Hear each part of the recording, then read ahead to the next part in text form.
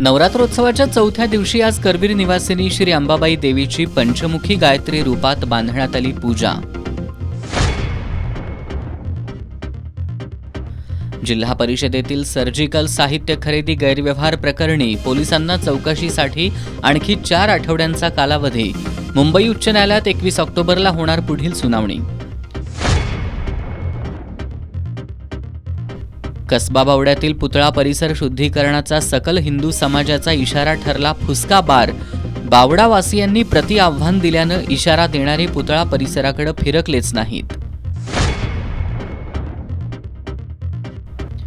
इचलकरंजीत गणेशोत्सव आणि नवरात्रोत्सव काळात ध्वनी प्रदूषण करणाऱ्या 166 मंडळांसह डॉल्बी चालकांवर होणार कारवाई।